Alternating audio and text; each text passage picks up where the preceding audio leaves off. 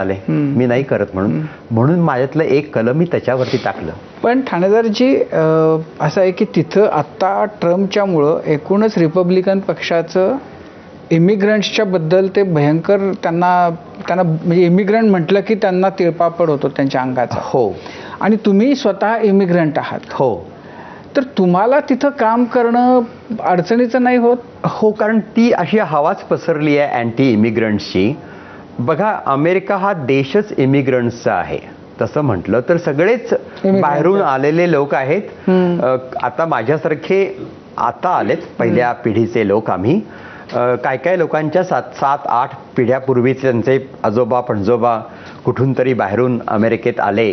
पण आताचे जे अमेरिकन नागरिक आहेत, जे 7व्या पिढीचे 8व्या पिढीचे, त्यांना हा विसर पडलाय की त्यांचे पूर्वज सुद्धा अमेरिकेमध्ये इमिग्रंट म्हणून आले. त्यांनी खूप प्रयत्न श्रम घेतले, खूप योगदान केलं अमेरिकेसाठी. म्हणून अमेरिका एवढा बलाढ्य देश झालाय, याचा या लोकांना विसर पडतोय. आणि आता इमिग्रंट्स म्हणजे एक वाईट, किंवा ते आपल्या नोकऱ्या घेत आहेत, किंवा ते आपल्या देशामध्ये कायदे मोडून येत आहेत, अशी एक हवा पसरली गेली आहे. ट्रम्पनी ही मुख्यतः हे जास्त पसरवलं त्यांच्या इलेक्शनमध्ये. आणि त्याचा त्यांना फायदा झाला की ज्या लोकांना हे खरोखरच असं वाटतं, त्या लोकांनी ट्रम्पना आणलं. आणि त्या लोकांना खुश करण्यासाठी ट्रम्पनी हे सगळं सांगितलं होतं, मी असं जसं करेन असं ते म्हणाले.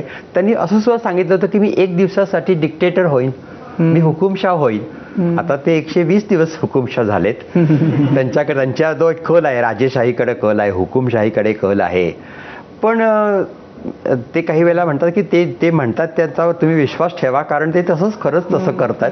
आणि तसंच त्यांनी करून दाखवलं. असं आहे की आता गेल्या 2 दिवसामधली जी डेव्हलपमेंट आहे मोठी, गेल्या 120 दिवसातली माझ्या मते सगळ्यात मोठी जी डेव्हलपमेंट झाली ती एलॉन मस्क आणि ट्रम्प यांच्यामधले संबंध एकदम बिघडून गेले. आणि आता मस्कने रामराम करायचं ठरवलं. होय.